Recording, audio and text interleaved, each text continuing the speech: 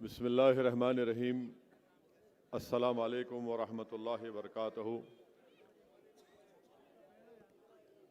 मोअज़्ज़िज़ हाज़रीन इकराम,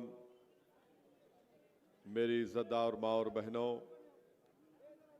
बुज़ुर्गान कौम और मिल्लत, मेरे गयूर नौजवान साथियों,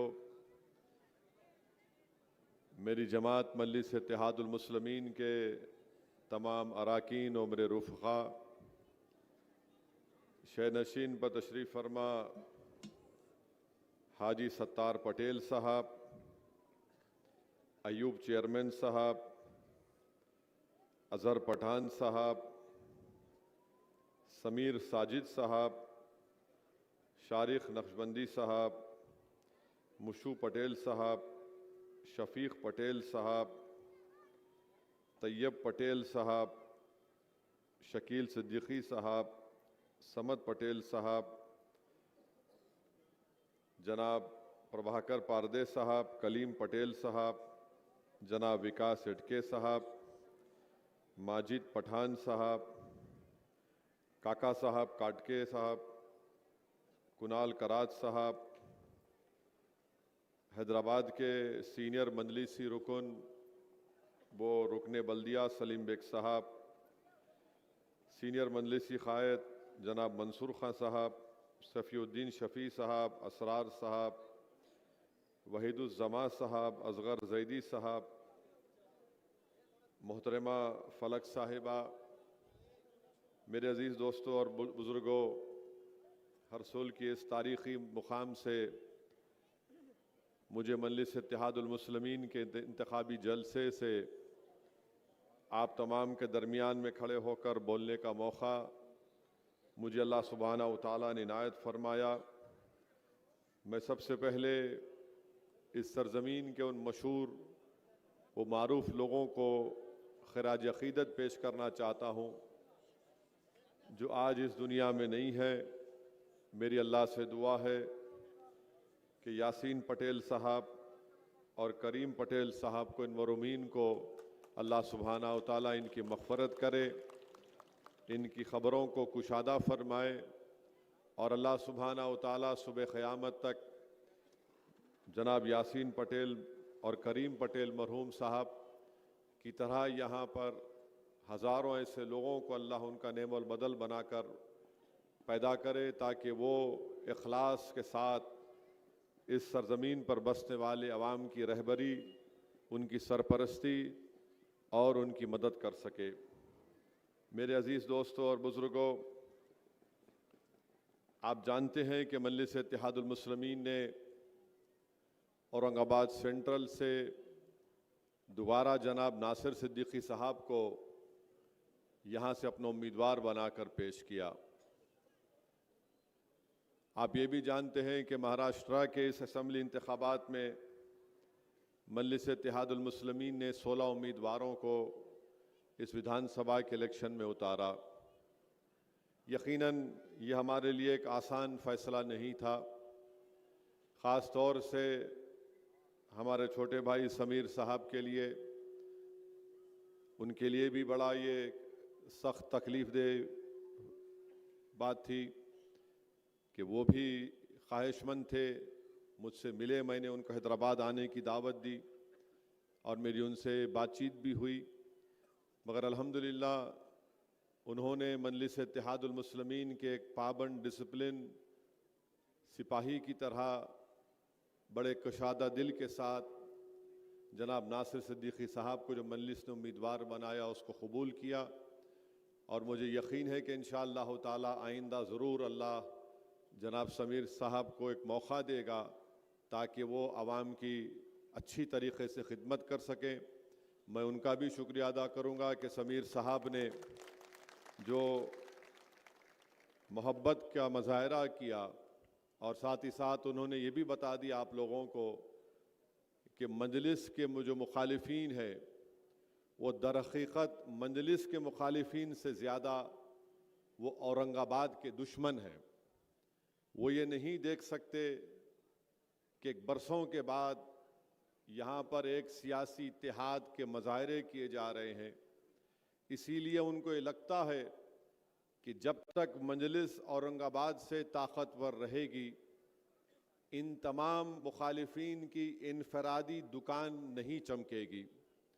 मगर मैं समीर साहब का शुक्रिया अदा करता हूँ कि अल्लाह सुब्हाना व तआला ने उनको इन तमाम मुखालिफिन, मुनाफिकीन और ये जो इबलीस के एजेंट बनकर हमारे इस तारीख़ी शहर के गली कूचों में फिरते हैं कि किसी न किसी तरह हमारे इस इत्तेहाद के खिले को कमज़ोर कर दिया जाए। मैं ये बात ज़रूरी समझता हूँ कहना कि लातूर से भी मोहम्मद अली हमारे जमात के सदर ख्वाहिशमंद थे।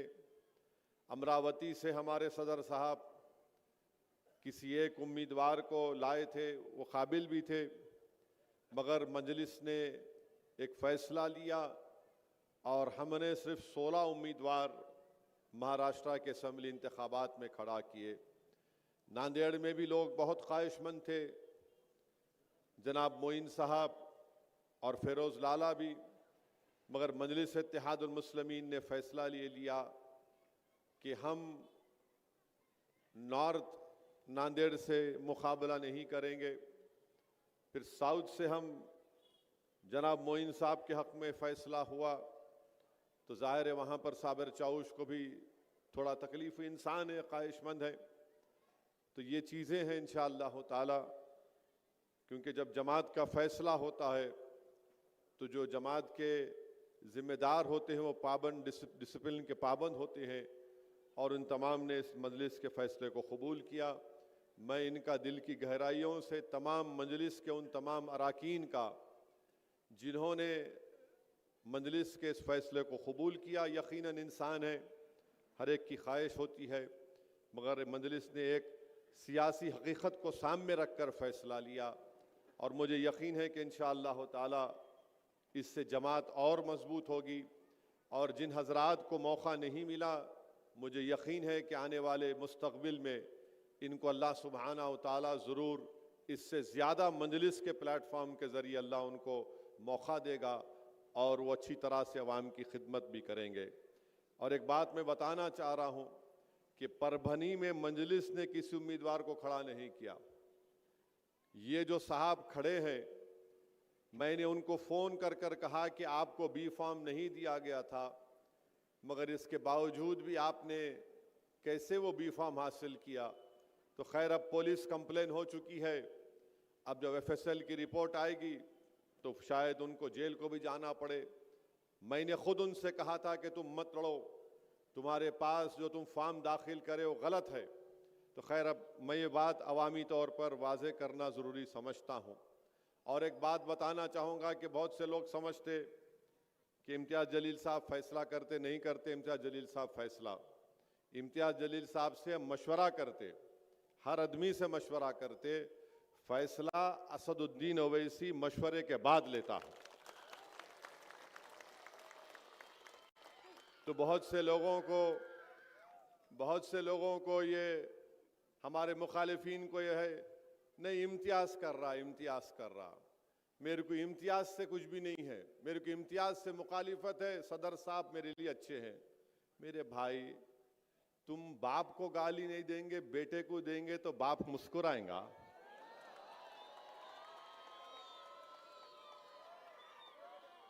आप किसी एक ताकतवर खूबसूरत घर आपने तामीर किया मजलिस का, यहां पर औरंगाबाद में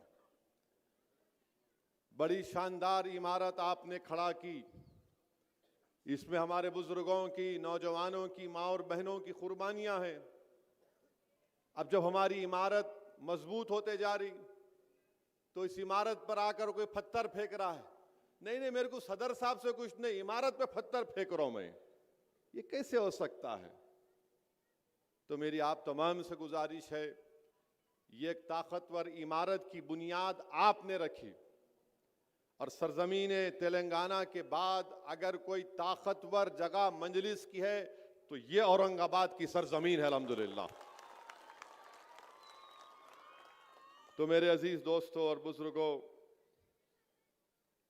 अब इंतखाबात की बात होगी। 9:12 हुए हैं, 9:15 नहीं हुए।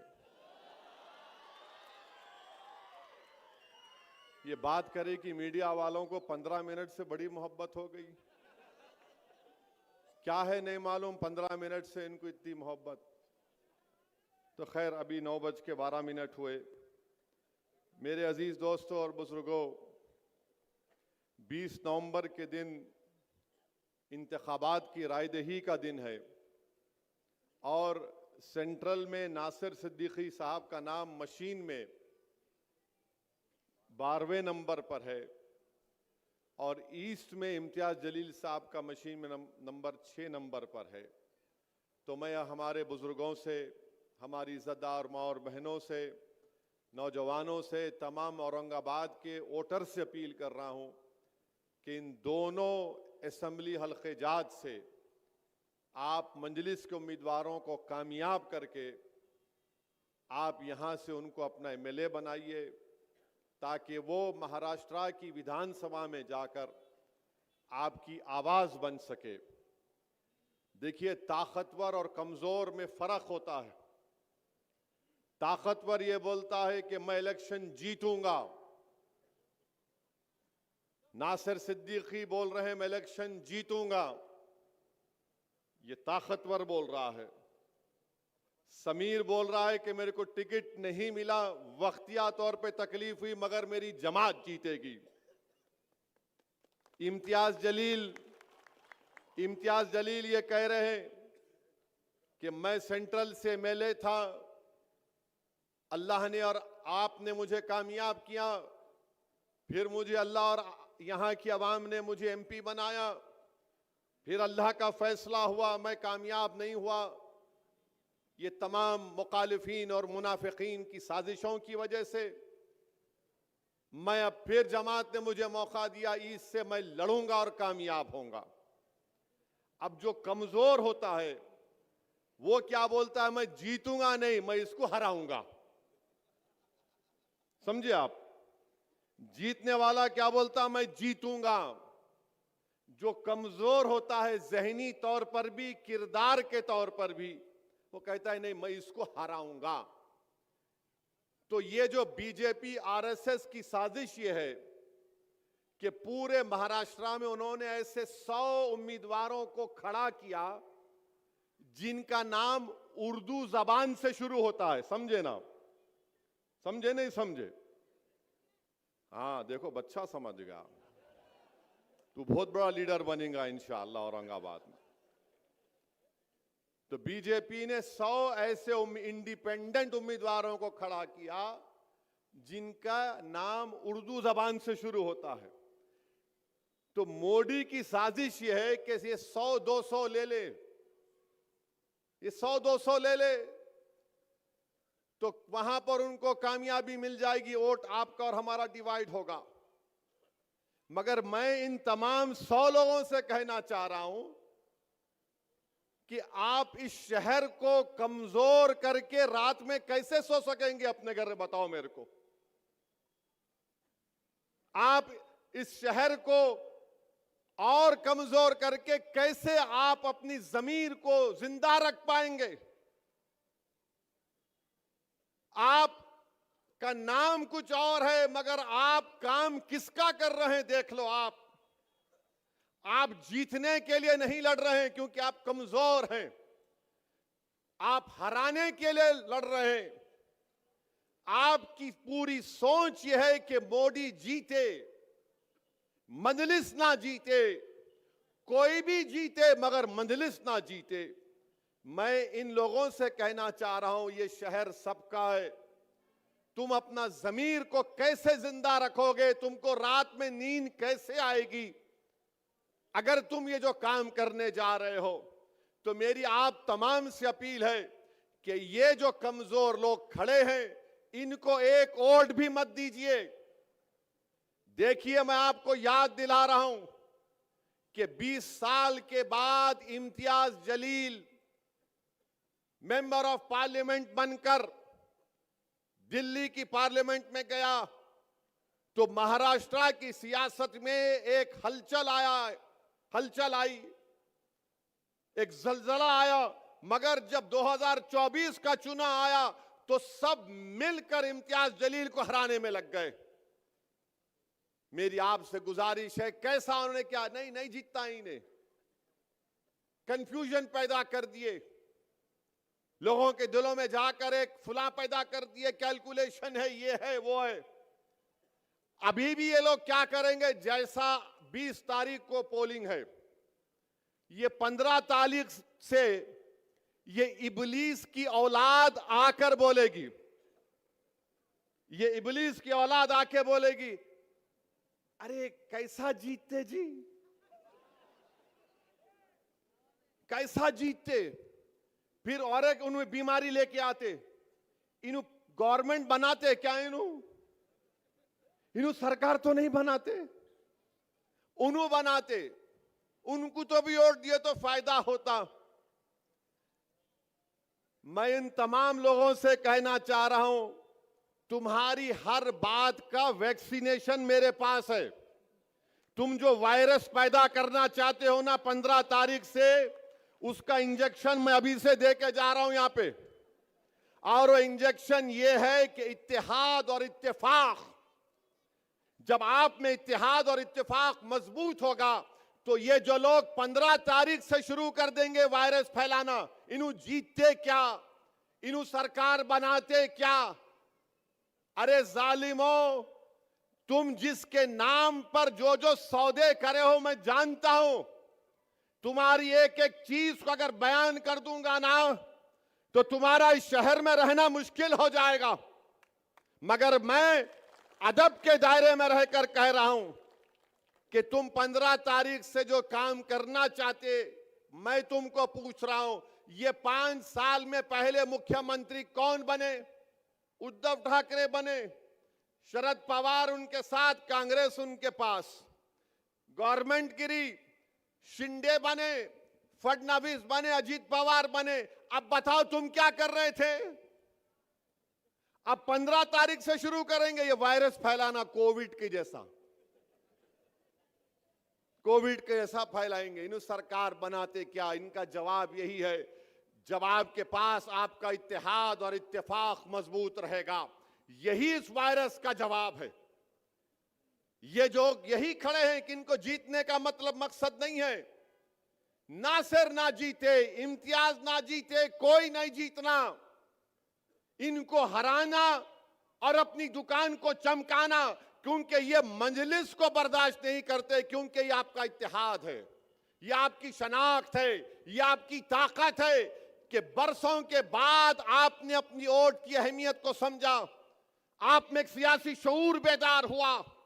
ये इस बात को पसंद नहीं करते कि एक शख्स रसूलुल्लाह सल्लल्लाहु अलैहि वसल्लम के शान में बकवास बकने की कोशिश किया। हम बार बार बोलते हैं उन्हें गुस्ताखी किया। नहीं मेरे भाई, अगर कोई आसमान की तरफ देखकर थूकेगा तो थूकने वाले के चेहरे पर गिरता है, आसमान पर नहीं गिरता। अगर कोई बोलेगा कि मैं चांद को पत्थर मार के तोड़ दूंगा, तो चांद पर नहीं जाता पत्थर, वापिस उसके पास आके गिरता। मगर दुनिया ये समझ रही थी कि सिर्फ बयान देकर खामोश हो जाएंगे, मगर एक मजलिस का एक सिपाही है और रहेगा जिसने दुनिया को बता दिया कि जालिमों ने, मुनाफिकीन ने तमाम कर मुझे औरंगाबाद की पार्लियामेंट की सीट से जीतने नहीं दिए। मगर मैं एमपी नहीं था, मगर मैंने अपने आका की गुलामी का सबूत इस बात पर दिया कि मैं एमपी रहूं या ना रहूं, मेरे जीने का मकसद यह है कि किसी भी मजहबी रहनुमा के ऊपर कोई बकवास नहीं कर सकता। इम्तियाज जलील ने ऐलान किया कि बंबई में जुलूस तक जाएंगे, गाड़ियों की जुलूस पे जाएंगे। तो ये वायरस फैलाने वाले बोल दिए, क्या होगा, इसको पुलिस रोक लेती, ऐसा ही ड्रामा कर रहा है इन्हें। ये वायरस फैलाने वाले हिंदुस्तान की बड़ी बड़ी शख्सियतों के पास पहुंच गए। अरे जरा असदुद्दीन साहब को समझाइए। तो खैर वो लोग मेरे को ही बताए, मैंने कहा हज़रत इम्तियाज जलील खाली मशवरा देते, फैसला मेरा है, एक बार फैसला हो गया तो वापस नहीं लिया जा सकता। फिर वो लोग मेरे को कांटेक्ट किए, अजी साहब दंगा हो जाएगा, मेला आ दंगा होगा? कैसे दंगा होगा बताओ? नहीं दंगा हो सकता, मैं कह रहा हूं नहीं होगा। अरे आपको क्या है, आप हैदराबाद में बैठे। मेला हजरत हैदराबाद में बैठा हूं, दिल औरंगाबाद की जनता को देकर आया हूं। फिर मेरे को बोले अब क्या है कि आप जो चाहे कर लो। मेला आपसे कौन पूछ रहे, मैं करना चाह रहा हूं, आपको क्या करना है? जो चाहे करेंगे। इम्तियाज जलील जुलूस निकालने के उस दिन मेरे को फोन करे, असद भाई बड़ी बड़ी पुलिस के लोग आके मेरे को बोल रहे नको निकलो। मैंने कहा इम्तियाज साहब आप ये बोले ना कि आप बंबई जाके बंबई के होम मिनिस्टर को महाराष्ट्र के एक मेजर देंगे कि उस शख्स को गिरफ्तार करो, उस पर कानूनी कार्रवाई करो। तो आप उनको बोलो तुम मेरे को बंबई जाने मत दो, अमित शाह यहाँ पे है, मैं यहाँ जाके इनसे मिल लेता हूं। तो पुलिस के लोग बोले अम्मा इन्हें तो नमाज कम कराने गए तो हमारे गले में ज़कात सदका रोजे भी डाल दे रहा। तो बोले नहीं आप चले जाओ, शाह साहब को डिस्टर्ब मत करो। इसको सियासत बोलते प्यारे, ये कमजोर लोग नहीं समझ सकते। खैर जुलूस निकला अल्हम्दुलिल्लाह। मैं लाखों बार सलाम करता हूं तमाम फर्जंदाने तौहीद को, जो नहीं मालूम मराठवाड़ा से महाराष्ट्र महाराष्ट्र से कहां से आए, जो दुनिया ये समझ रही थी कि नहीं सिर्फ 100 गाड़ियां निकलेंगी। दुनिया ने देख लिया कि नामूस से रिसालत के मसले पर अगर किसी ने आवाज उठाई, एहतजाज किया, तो उसका नाम इम्तियाज जलील और मजलिस इत्तेहादुल मुस्लिमीन। तो मेरे भाई जुलूस निकल गया। अब ये वायरस कोविड के वायरस वालों को परेशानी शुरू हो गई। अम्मा ये नया काम कर दिया इन्हें, अब इनको समझ में नहीं आया। अच्छा ये जितने खड़े हुए हैं ना मजलिस के खिलाफ, जिनके नाम उर्दू से शुरू होते, जो नासिर के खिलाफ, इम्तियाज के खिलाफ खड़े हुए, इनसे पूछो जाके वो गाड़ियों के जुलूस में तू एक गाड़ी दिया क्या? एक गाड़ी तो देना था, कोई गाड़ी तो छोड़ो, ये निकले भी नहीं घर से अपने। अरे जब तुम एक गाड़ी नहीं दे सकते, तुम एक दमड़ी नहीं दे सकते, तो तुम इस गयूर सरजमीन पर बसने वाले फर्जंदाने तौहीद और आशिक रसूल की ओर तुम कैसा मान सकते? बताओ मेरे को, किस मुंह से तुम वोट मांगने निकले हो? हां तुम्हारे पप्पा मोदी है, पप्पा जी का ऑर्डर हुआ, बोले नाम डाल दे प्यारे, तो आप फौरन अपने मालिक को खुश करने के लिए ये 90 लोग पूरे महाराष्ट्र में अपने नाम डाल दिए, इस उम्मीद पर कि चंदे में कम से कम 100 वोट तो मिल जाएंगे। चंदे में कुछ नहीं मिलेगा इंशाअल्लाह ताला। मुझे यकीन है कि तुम्हारे घर में तुम्हारी मां, तुम्हारा बाप, तुम्हारा बेटा भी मजलिस को वोट देगा इंशाअल्लाह ताला। तुम देख लेना मेरी इस बात को। तुम अपने घर में क्या हो रहा नहीं जानते हो, तुम्हारी औलाद क्या कह रही है मुझसे मैं जानता हूं, मगर तुम खड़े होकर सिर्फ बीजेपी को और मजलिस के मुखालिफिन को कामयाब करना चाहती हैं। मेरी आपसे गुजारिश है कि इम्तियाज जलील को नहीं, नासिर सिद्दीकी को मत देखिए, असदुद्दीन ओवैसी को मत देखिए, अपनी इस इमारत को देखिए जिसको आपने औरंगाबाद में तामीर किया। और याद रखिए ये इमारत और ताकतवर बनाना है उसको। उस इमारत को आपको अपनी मेहनतों से आपने तामीर शुरू की, उसकी बुनियादों में आपके आंसू हैं, उसकी बुनियादों में आपका खून है, उसकी बुनियादों में हमारे आने वाली नस्लों के ख्वाबों को पूरा करना है।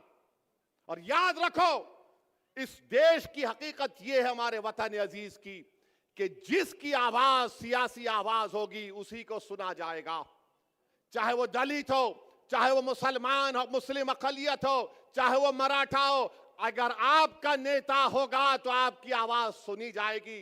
मैं सलाम करता हूं मराठों को जिन्होंने जरंगे पाटिल को अपना नेता माना। एक दुबला पतला शख्स रातों की नींद हराम करके रख दिया मोदी की, रातों की नींद हराम करके रख दिया। अब मोदी अपने भाषण में क्या बोल रहे कि बैकवर्ड क्लासों को डिवाइड किया जा रहा है, तो मोदी भी अब एक पोजीशन ले लिए जरांगे पाटिल के खिलाफ। नरेंद्र मोदी इंशाअल्लाह ताला आप जरांगे पाटिल को नहीं हराएंगे, जरांगे पाटिल तुम्हारों को हराएगा इंशाअल्लाह ताला। मेरे अजीज दोस्तों और बुजुर्गों, अब यहां बीजेपी का रिकॉर्ड महाराष्ट्र में आप देख लिए। औरंगाबाद में पर कैपिटा महाराष्ट्र में इनकम कितना है? जो औरंगाबाद जिले का जो पर कैपिटा इनकम है वो रियासत के पर कैपिटा इनकम से कम है।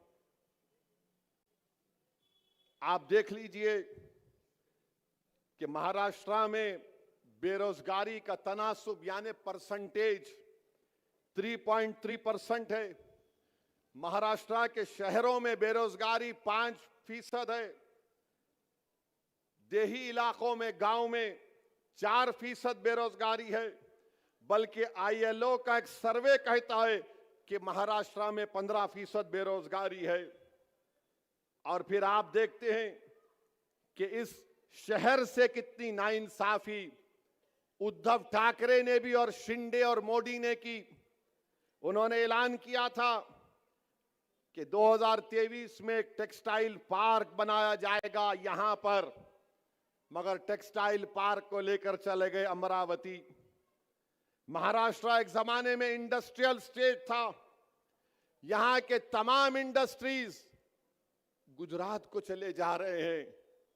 क्या शिंदे, क्या फडणवीस, क्या उद्धव ठाकरे आपको दिख नहीं रहा है कि एक टाटा एयरबस, वेदांता फॉक्सकॉन, ये दोनों को मिलाए तो 1,80,000 करोड़ के बराबर प्रोजेक्ट थे।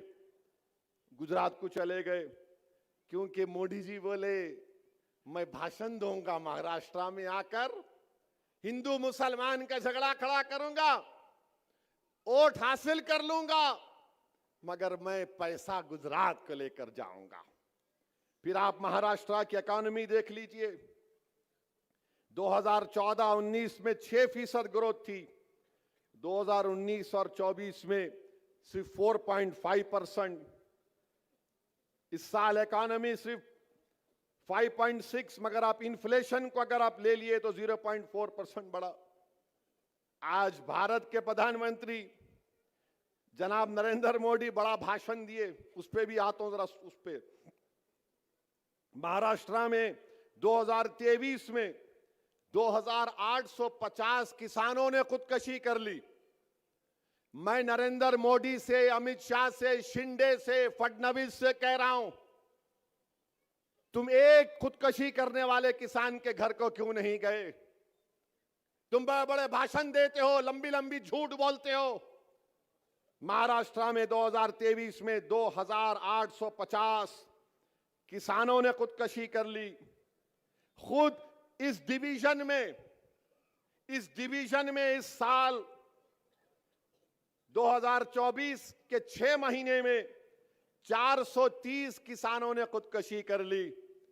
अरे ये जो उम्मीदवार नासिर के खिलाफ खड़ा है, ये जो उम्मीदवार इम्तियाज जलील के खिलाफ खड़ा है, ये जो उम्मीदवार वेस्ट औरंगाबाद से खड़ा है, अरे 6 महीने में इस डिवीजन में 430 किसानों ने खुदकुशी कर ली। अगर वो किसान जो खुदकुशी किया तुम्हारा भाई, तुम्हारा रिश्तेदार होता तो तुम्हारे दिल पर क्या गुजरती?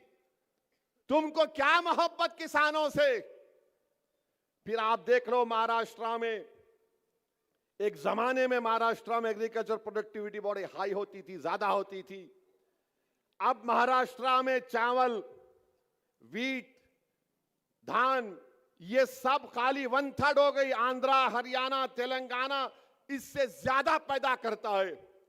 अब बोलो मोदी, बोलो शिंदे, बोलो फडणवीस, इस बारे में नहीं बोलेंगे।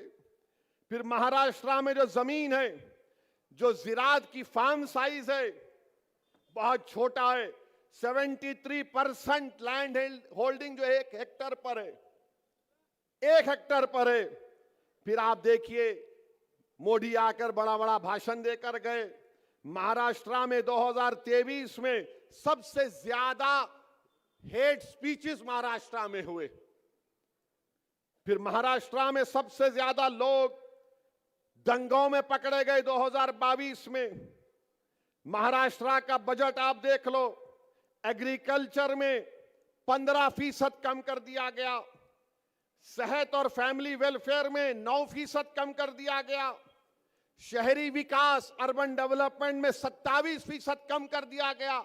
और उसका नतीजा क्या निकला कि यहां पर पीने का पानी नहीं है औरंगाबाद। मोदी जी आएंगे औरंगाबाद को तो नरेंद्र मोदी अपने हेलीकॉप्टर को जहां ये कचरा डाल रहे ना वहां उतारना। तुम वहां अपने हेलीकॉप्टर को उतार के बगैर नाक को हाथ लगाए मोदी जी आप आना यहां पे।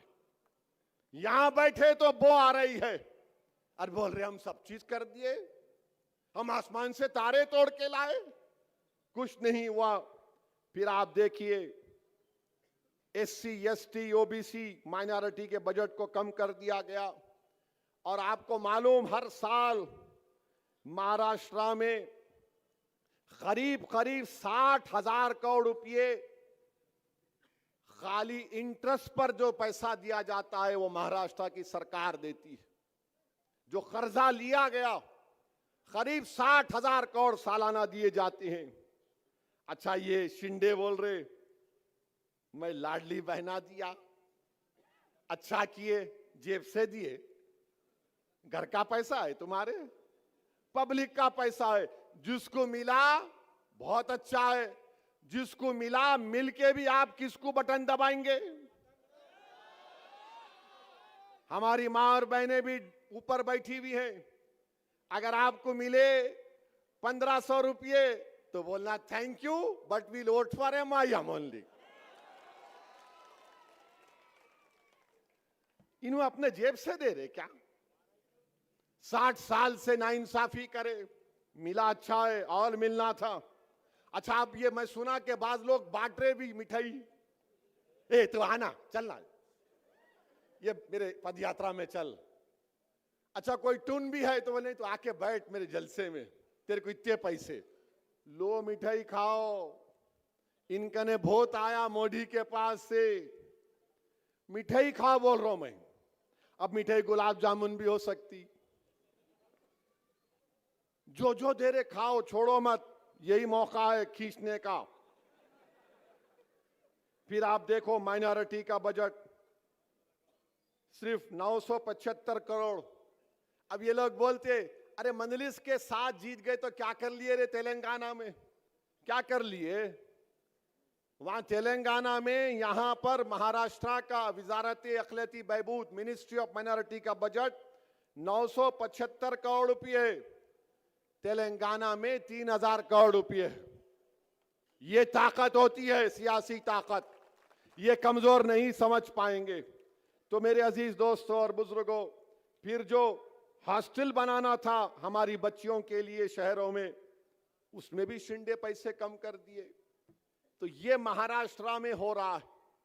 अच्छा मेरे अजीज दोस्तों और बुजुर्गों, आप जानते हैं कि इस शहर में कोई काम नहीं हुआ। 22 साल MP थे खैरे साहब, कुछ नहीं करते थे। और फिर इम्तियाज जलील को हराने में सबसे बड़ा रोल ये जो अपने आप को सेक्युलर बोलते हैं उन लोगों का रहा। वोट कितना लिए वो लोग? ये वायरस फैलाने वाले आए थे उस वक्त भी, अरे इन्हें एक जीता तो क्या होता। मेरे भाई, मैं आपको बताना चाह रहा हूं कि अगर आज इम्तियाज जलील मेरे साथ भारत की पार्लियामेंट में होता तो वक्फ बिल को पास करने में मोदी को बड़ी मुश्किल पेश आती। अगर अख्तरुल ईमान कामयाब हो जाते किशनगंज से तो वक्फ बिल लाया नहीं जाता था पार्लियामेंट में। मैं आपसे हाथ जोड़ के अपील कर रहा हूं कि मुझे आपने अकेला कर दिया भारत की लोकसभा में, मगर खुदा के लिए महाराष्ट्र की विधानसभा में आपको नासिर सिद्दीकी और इम्तियाज जलील को यहां से कामयाब करके भिजाना है। ठीक है, मैं अकेला पहले भी था, अल्लाह ने मेरी मदद की और आज भी अल्लाह इंशाअल्लाह आपकी दुआओं के तौफैल मदद करता रहेगा। मगर मेरे भाई, जमात की आवाज, आपके शहर की आवाज कौन हो सकता, मेरे को बताओ? जो कचरे का ढेर लगा दिया रसूल में, जो पीने के पानी के लिए वो लोगों को तरसाते हैं, जो हम महले जात में गंदगी को फैला दिया गया। इम्तियाज जलील कोर्ट को गया दवाखानों में भर्ती करने के लिए, कामयाब हुआ। इम्तियाज जलील औरंगाबाद के गरीबों के पीएमएवाई के घरों के लिए कोर्ट को गया। क्या मुसलमानों के लिए गया? नहीं, औरंगाबाद के गरीबों के लिए इम्तियाज जलील गया था। ये लोग आपके सामने कुछ नहीं करेंगे। फिर मेरे अजीज दोस्तों और बुजुर्गों, 20 साल के बाद एक एमपी जीत कर आया। इन तमाम कमजोरों ने मिलकर इम्तियाज जलील को शिकस्त दी। इनका एक ही मकसद है, नासिर नहीं जीतना, इम्तियाज नहीं जीतना, कोई और जीत जाए। मेरे भाई याद रखो, महाराष्ट्र की विधानसभा में आपकी आवाज नासिर सिद्दीकी हो सकता है, कोई और नहीं हो सकता है। इससे इम्तियाज जलील कामयाब होगा तो गरीबों की आवाज इम्तियाज जलील होगा। फिर आप देखते हैं कि भारत के प्राइम मिनिस्टर ने आज बोला, मोदी ने बोला, एक है तो सेफ है, एक है तो सेफ है। ये मीडिया वाले मेरे पीछे आ गए दोपहर में, इन भाई देखो जिनके सर पे कम बाल है मगर अपने भाई है। आई लव यू, मैं पूरों से मोहब्बत करता हूं। तो उन्होंने बोले, अरे बोलो ना भाई, उन्होंने बोले। मैं बोला शाम में, इस उम्मीद पर बोल रहा हूं कि बाद में नान खलिया आप खिलाएंगे मेरे को। मोदी बोले एक है तो सेफ है। अब इसका जवाब क्या है मंजलिस की तरफ से, असदुद्दीन ओवैसी की तरफ से? मोदी जी सुनो, अनेक है तो अखंड है। मोदी क्या बोल रहे? एक है तो सेफ है। मंजलिस क्या बोल रही? मोदी अनेक है तो अखंड है। भारत में अनेक लोग हैं, मराठा है, दलित है, मुसलमान है, क्रिश्चियन है, ईसाई है, ओबीसी है, तमिलियन है, पंजाबी है, तेलंगाना का है, तेलुगु बोलने वाला है, अरे अनेक है। तो भारत अखंड है। मोदी क्या बोल रहे? एक हो जाओ। कैसा होंगे बाबा? कोई अपने कल्चर को छोड़ेगा, कोई अपनी गुजराती तहजीब को छोड़ेगा, तो मोदी चाहते क्या है कि सब भारत की डाइवर्सिटी खत्म हो जाए। ये एक का मतलब ये है। मंजलिस क्या बोल रही? हम अनेक हैं तो अखंड है। मोदी एक करना चाहते हैं, आरएसएस एक करना चाहती है। और मैं मोदी को जवाब दे रहा हूं, इंसाफ है तो इंडिया सेफ है, इंसाफ है तो इंडिया सेफ है, संविधान है तो सम्मान है, अंबेडकर जिंदा है तो गोडसे मुर्दा है। और फिर मोदी बोले एक है तो सेफ है। जितने छत्रपति शिवाजी महाराज को सच्चे मानने वाले हैं तो मोहब्बत है, तो मोहब्बत है। और मोदी बोल रहे एक है तो सेफ है। तो मोदी क्या कर रहे महाराष्ट्र के चुनाव में? मोदी एक काम कर रहे हैं कि मराठा वर्सेस ओबीसी कर रहे हैं। मोदी क्या करना चाहते हैं? मैं हमारे ओबीसी भाइयों को बोल रहा हूं कि इसकी साजिश में मत आओ आप। ये एक की बात कर रहा है, हम अनेक की बात कर रहे हैं। ये लड़ाना चाहते हैं, एक के नाम पर सबको लड़ाना चाहते हैं। आप इनकी साजिशों में मत आओ। अच्छा मोदी जी ये तो बताओ, एक है तो सेफ है, तो आपने क्यों कहा था 2024 के पार्लियामेंट के इलेक्शन में राजस्थान में आपने हिंदू बहनों से कहा था कि आपका मंगलसूत्र निकाल कर मुस्लिम औरतों को दे दिया जाएगा? और आप आज महाराष्ट्र में आके बोल रहे एक है तो सेफ है। फिर मोदी ने कहा आपकी भैंस को लेकर मुसलमानों को भैंस दे दिया जाएगा। मोदी ने कहा था कपड़े देखकर पहचानो, अगर एक है तो सेफ है। तो बताओ मोदी, आपके घर से चंद मिनट के फासले पर दिल्ली की सड़कों पर किसका खून बह रहा था, किसको बेघर कर दिया गया था, इसका बात नहीं करेंगे। और फिर मोदी बोलते हैं एक है तो सेफ है। मोदी जी, वो इतने 4 साल से चीन जो कब्जा करके बैठा हुआ है, तो अब कल से भाजपा वाले बोलेंगे ए ओवैसी क्या बोल रहा है, डेप्सांग डेमचाक पोंगसांग सू में चीन पीछे हट गया। चीन पीछे हट गया, अब वहां पे बर्फ है, 25 पेट्रोलिंग पॉइंट पे हम नहीं जा सकते। मैंने नहीं कहा, लद्दाख की एसपी ने कहा, मोहतरमा ने कहा।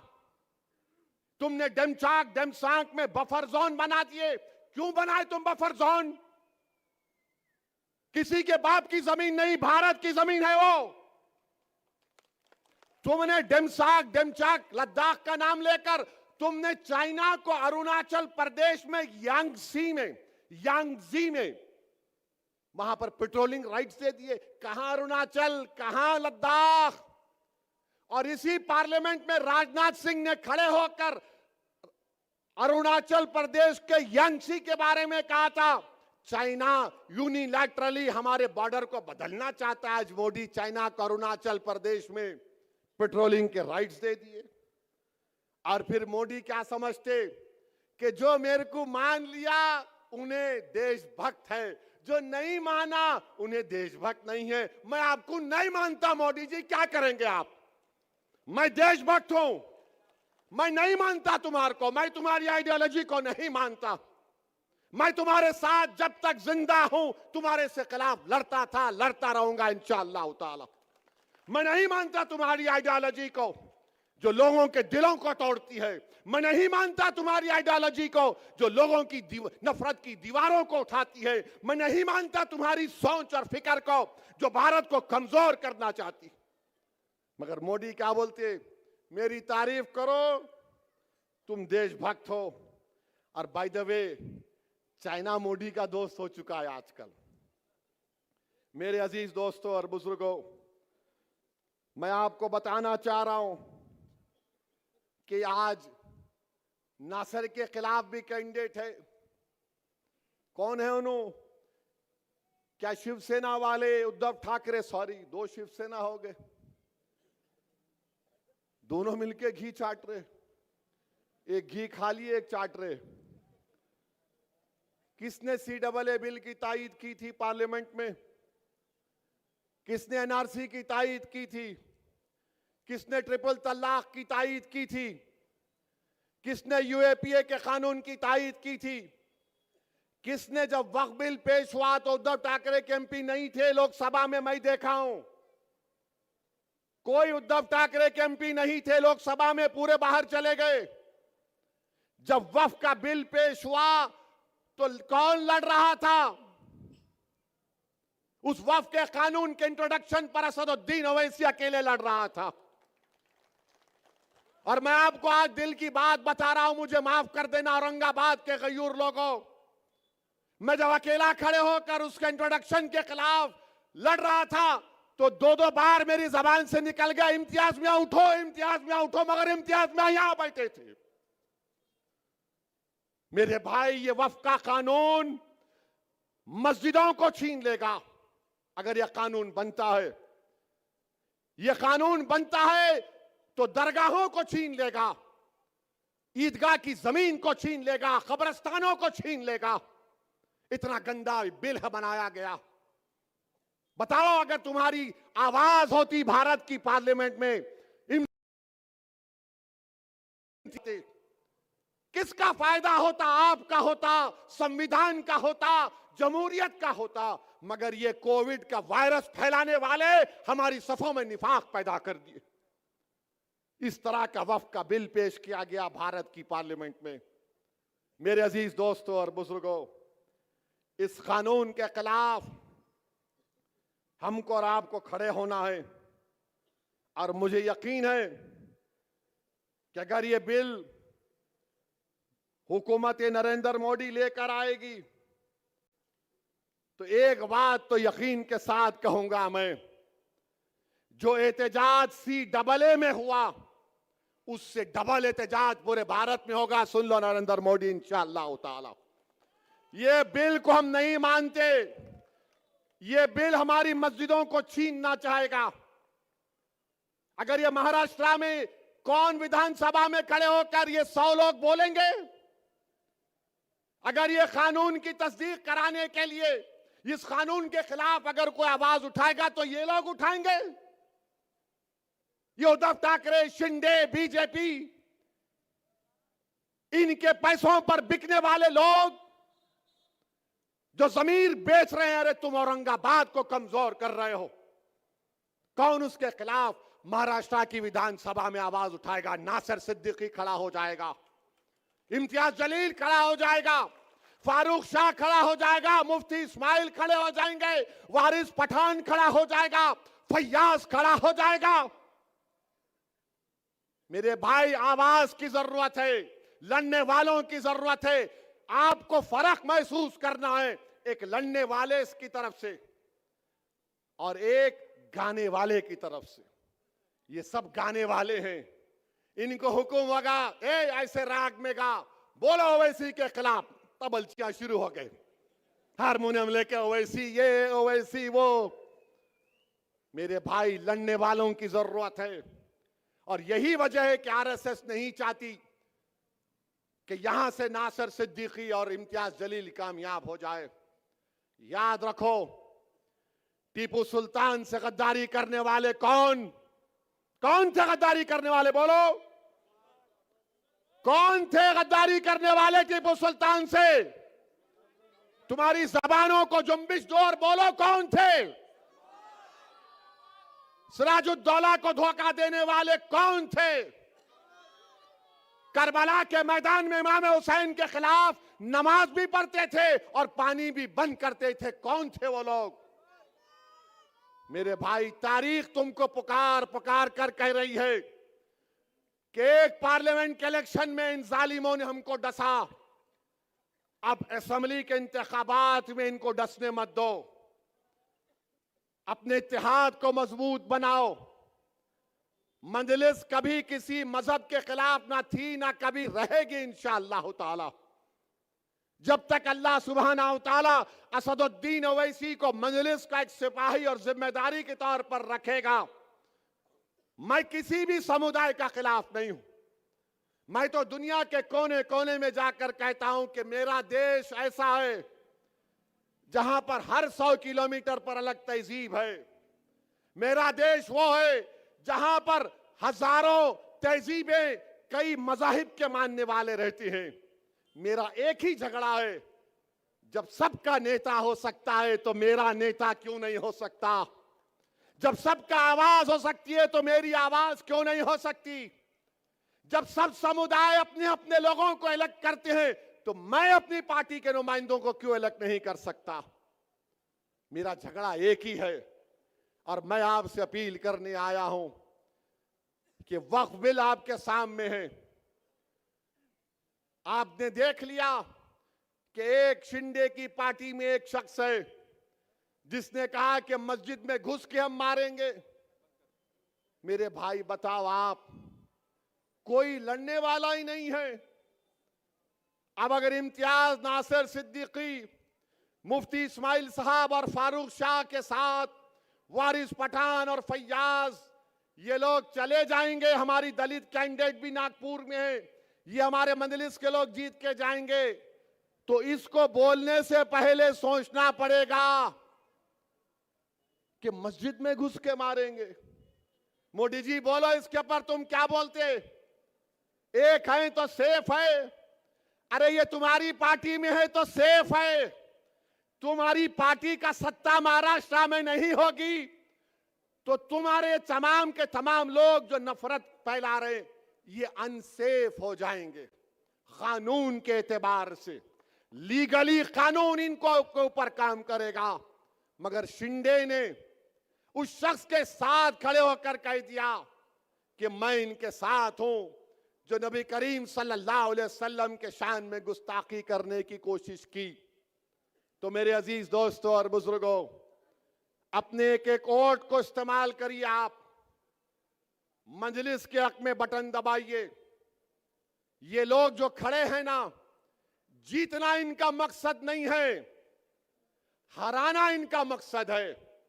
ये जानते हैं कि जीतने वाला इम्तियाज जलील है, जीतने वाला नासिर सिद्दीकी है।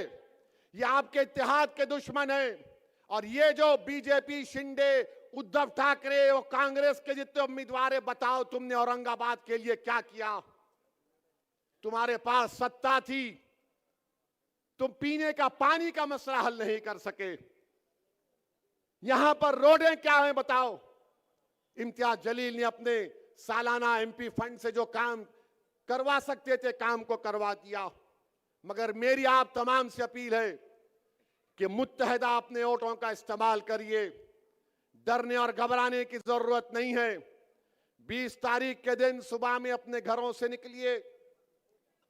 नासिर सिद्दीकी का नाम मशीन में 12वें नंबर पर है, इम्तियाज जलील का नाम 6ठे नंबर पर है। और ये समझ कर वोट डालिए कि आप पार्टी को कामयाब कर रहे हैं, शख्सियतों को कामयाब नहीं कर रहे हैं। मजलिस इनफरादियत को प्रमोट नहीं करती, मजलिस शख्सियत को प्रमोट नहीं करती। अरे मैं आज जिंदा हूं, कल नहीं रहूंगा, ये हक है, मैं नहीं रहूंगा। तो क्या मजलिस खत्म हो जाएगी? लाखों बार खुदा ना खास्ता, मजलिस रहेगी तुम्हारी वजह से। तुम लीडर बनोगे, तुम कायद बनोगे, तुम रहबरी करोगे, तुम भारत की पार्लियामेंट में लड़ोगे संविधान के दायरे में रहकर। तुम गरीबों की आवाज बनोगे, तुम मजहब की आवाज नहीं बनोगे, तुम गरीबों की आवाज बनोगे। ये मेरा ख्वाब है। इस ख्वाब को आपको जिंदा रखना है। अगर आप और हम, खुदा ना खास्ता जो गलती हमसे पार्लियामेंट इलेक्शन में हुई, जिसकी बुनियाद पर हमारी कोई आवाज आज पार्लियामेंट में नहीं है, मैं आपसे अपील कर रहा हूं कि इन लोगों की कोशिशें होंगी। 15 नवंबर से ये इबलीस के एजेंट शुरू हो जाएंगे, कोविड फैलाएंगे। इन्हों सत्ता में आते क्या, इन्हों जीतते क्या, उन्हें वो होता क्या? मैं इन लोगों से कह रहा हूं, मैं अपनी जिंदगी के फैसले इस बुनियाद पर लिया हूं कि अल्लाह की जात पर अटूट तवक्कल करता हूं। मेरी नीयत में इखलास होता है और उसके बाद हम फैसला ले लेते हैं। तुम अगर दिल और दिमाग से पूछोगे तो तुम्हारा दिमाग बोलेगा 1 + 1 = 2, दिल बोलेगा 1 + 0 = 100। कूद जा प्यारे आग में, डरने की क्या बात है। याद रखो, अपने दिल की आवाज पर फैसला करो, अपनी जिंदा जमीर पर फैसला करो। हराओ बीजेपी को, हराओ मोदी को, हराओ शिंदे को, इन तमाम पार्टीज को हराओ। अगर मजलिस के एमएलए जीत कर जाएंगे, अगर मजलिस के एमएलए जीत कर जाएंगे महाराष्ट्र की विधानसभा में, तो इंशाअल्लाह ताला मैं आपसे वादा कर रहा हूं, हम सेकुलरिज्म को मजबूत करते थे, सेकुलरिज्म को ही मजबूत करेंगे इंशाअल्लाह ताला। कल कहां जलसा है?